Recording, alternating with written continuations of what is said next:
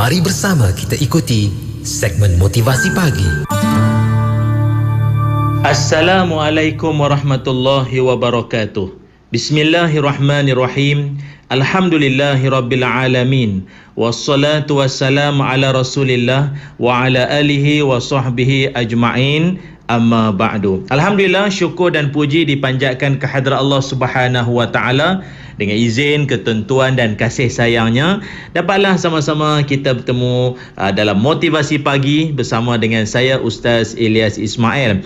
Apa khabar semua rakan-rakan saya, pendengar-pendengar Radio IKIM yang saya muliakan, yang saya doakan moga anda semua dalam keadaan yang sihat, apa jua yang anda lakukan beroleh rahmat, dan setiap kesulitan akan adalah jalan keluar baginya. Amin ya rabbal alamin, insya-Allah. Dan dalam kesempatan kali ini, saya nak kongsikan dengan semua kawan-kawan saya menerusi slot motivasi pagi ini satu tajuk yang mudah-mudahan ianya memberikan inspirasi kepada kita untuk menguatkan jiwa kita, membangkitkan hati-hati kita yang mungkin agak lemah pada ketika ini. Tajuknya ialah biarkan, jangan ambil hati. Biarkan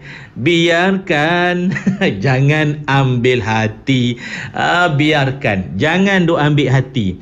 Kisah ulama yang saya nak bawakan pada kesempatan kali ini iaitu Syekh Yahya bin Aksam At-Tamimi Abu Muhammad Al-Mawarzi, yang merupakan seorang ulama yang hebat.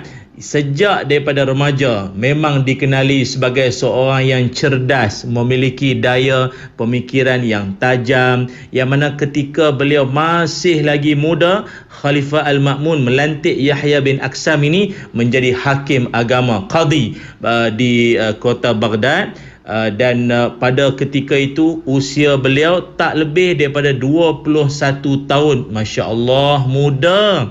Dalam usia yang muda begitu telah pun diberikan tanggungjawab, diberikan amanah yang besar, dan hampir semua para menteri kerajaan sering untuk minta nasihat kalau apa saja keputusan ke apa saja yang nak dilakukan mereka, para menteri ini semua, beliau menjadi rujukan oleh pemimpin-pemimpin kerajaan pada waktu itu. Dan ini merupakan suatu kemuliaan yang dimiliki oleh orang muda Syekh Yahya bin Aksam. Namun biasalah para pendengar sekalian, setiap orang yang ada nikmat pasti akan ada pendengkinya. Kulli dzi ni'matin mahsudin. Setiap orang yang ada nikmat pasti ada orang yang dengki.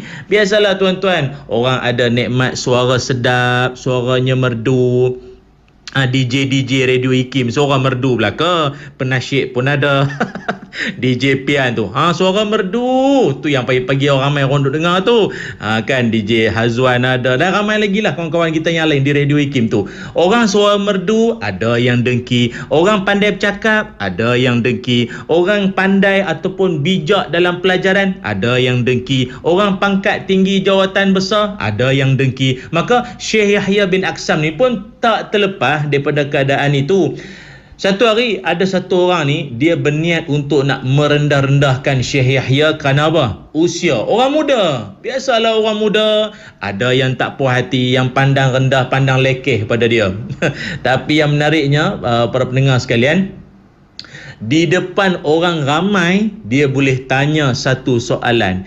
Di depan ramai orang ni, laki-laki ni, dia tanya Syekh Yahya bin Aksam yang muda itu satu soalan. Apa dia tanya ketika di depan ramai orang ni? Dia tanya apa? Tuan Hakim, umur berapa? Tuan Hakim, umur berapa? Umur. Tuan-tuan, Syekh Yahya bin Aksam ini bila dia diajukan dengan soalan tentang umur, dia sedar ini soalan bukan soalan nak bermesra-mesraan, berkenal-kenalan. Tidak, ini soalan nak mengenalkan aku ni. Ini soalan nak merendah-rendahkan aku. Tapi tak apa, dia seorang ulama, usia muda, hebat jawapan dia. Apa jawapan beliau?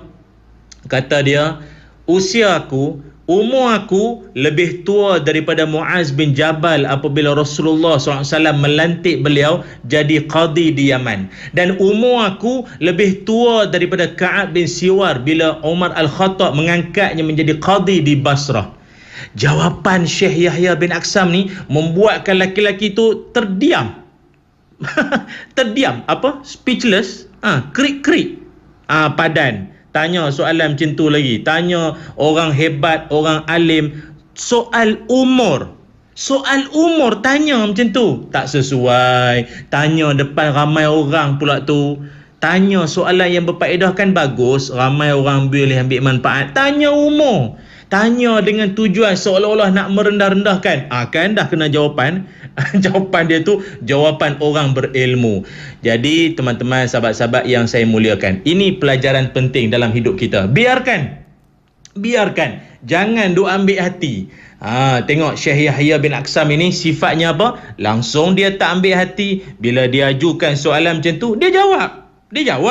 Tapi jawapan penuh hikmah, penuh kebijaksanaan. Tak ada nak left group, tak ada nak kecil hati, tak ada nak berjiwa tisu, tak ada. Jawab je lah, jawab. Tapi ini satu pelajaran, satu iktibar buat kita. Apa dia? Dalam hidup kita akan sering berhadapan ataupun dikelilingi oleh orang-orang yang memandang rendah pada kebolehan, bakat, kemampuan dan kelebihan yang kita ada. Tak kisah sama ada di pejabat ke, dalam berkawan ke, dalam kalangan adik-beradik ke, dalam kenalan-kenalan kita ke, akan ada orang akan pandang rendah pada kebolehan kita. Namun apa sikap yang perlu kita ada? Para pendengar sekalian, Radio IKIM yang saya muliakan, apa sikap yang perlu kita pegang? Biarkan. Apa orang putih kata apa? Ignore. Ignore je lah, jangan duk ambil hati.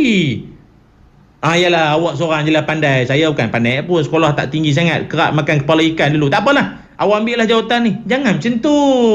Relax brother. Tenang. Biarkan, jangan ambil hati. Jangan duk merajuk, apatah lagi menengking-nengking. Duk buat keras kepala, duk hempah barang, kata tak puas hati orang nak rendahkan dia. Itulah manusia. Manusia di sekeliling kita macam-macam jenis orang. Ini cerita pengalaman peribadi saya lah. Saya ini pun jujur cerita, nak dibanding dengan kekanda-kekanda saya yang berceramah dalam dunia dakwah yang jauh lebih berpengalaman. Saya dulu bermula dengan usia yang agak muda juga berceramah. Dan di antara pengalaman-pengalaman awal saya dalam dunia dakwah, dalam dunia training, dalam menyampaikan seminar, di kalangan audiens saya ada yang pensyarah, ada yang doktor-doktor, ada juga yang tahap pendidikannya lebih tinggi daripada si bercakap ni, yang si penceramah ni. Tapi kita tenang. Jangan bertenang. Kita diajukan soalan, mampu jawab, kita jawab. Tak mampu jawab, wallahu a'lam, minta maaf saya tak dapat soalan tersebut, saya tak dapat nak jawab. Tapi saya akan cuba cari jawapannya dan saya akan bagi jawapan ni sesegera mungkin. Sebaiknya jawapan kita, jangan rasa macam orang ni nak merendahkan aku. Kita tidak nafikan. Ketika kita berhadapan dengan ramai orang, kalau kita yang bercakap di hadapan, ada setengah orang macam-macam bila dia tanya soalan. Ada setengah orang dia mengajukan soalan sememangnya dia ingin tahu. Memang dia nak tahu jawapan tu. Ada pula orang lain bila dia aju soalan sebab dia nak test. Ustaz ni boleh tak ni? Nampak gaya aku lagi cerdik pada dia ni. Ada orang dia nak test, dia nak uji kita. Kadang bila saya berceramah tu kan, ada orang tanya soalan. Bila saya jawab, dia kata, okey, betul Ustaz, betul? Betul, tadi bukan dia tanya. Rupa dia dah tahu dah jawapan, saja nak test kita. Tak apa, jangan ambil hati. Biarkan, jangan ambil hati. Atau ada orang dia tanya soalan sebab dia nak kalau boleh kita ulang balik konten ataupun kita ulang semula isi penting yang kita sebut sekali lalu dalam ceramah tadi, sebab mungkin benda tu tengah berlaku dekat kampung dia. Minta ustaz streskan sikit, tekankan sikit. Kalau dia yang cakap, orang kampung tak dengar. Ini ustaz bomoh luar cakap ni, dia dengar sikit mungkin.